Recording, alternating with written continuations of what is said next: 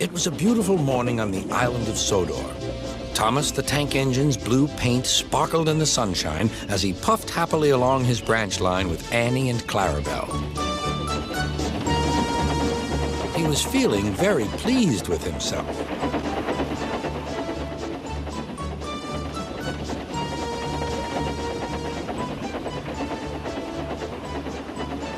"Hello, Thomas," whistled Percy. "You look splendid." "Yes, indeed," boasted Thomas. "Blue is the only proper color for an engine." "Oh, I don't know. I like my brown paint," said Toby.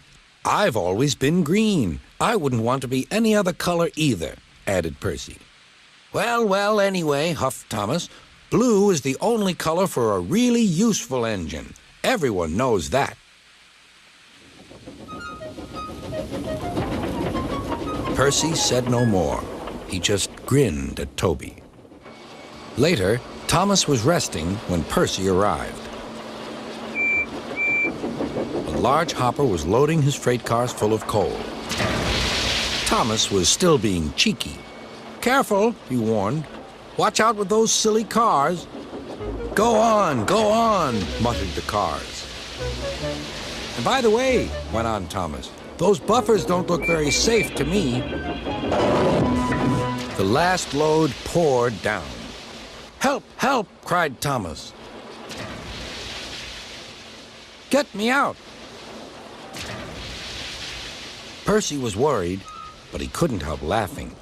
Thomas's smart blue paint was covered in coal dust from smokebox to bunker.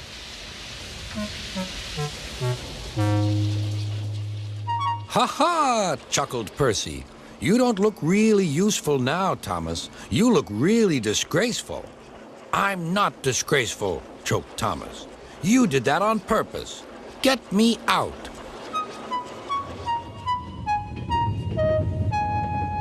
It took so long to clean Thomas that he wasn't in time for his next train.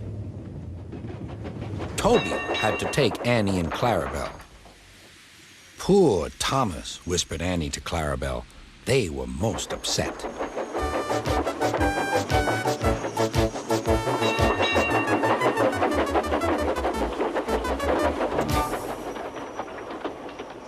Thomas was grumpy in the shed that night. Toby thought it a great joke, but Percy was cross with Thomas for thinking he had made his paint dirty on purpose. Fancy a really useful blue engine like Thomas becoming a disgrace to Sir Topham Hatt's railway. Next day, Thomas was feeling more cheerful as he watched Percy bring his cars from the junction. The cars were heavy and Percy was tired.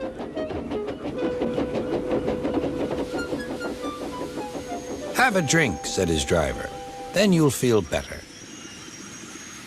The water column stood at the end of the siding with the unsafe buffers. Suddenly, Percy found that he couldn't stop. The buffers didn't stop him either. "Oh!" wailed Percy. "Help!" The buffers were broken, and Percy was wheel-deep in coal. It was time for Thomas to leave. He had seen everything. "Now Percy has learned his lesson, too," he chuckled to himself.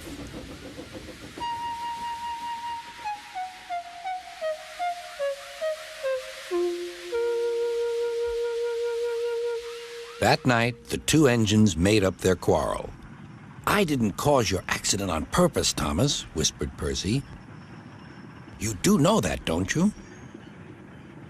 "Of course," replied Thomas, "and I'm sorry I teased you. Your green paint looks splendid again, too.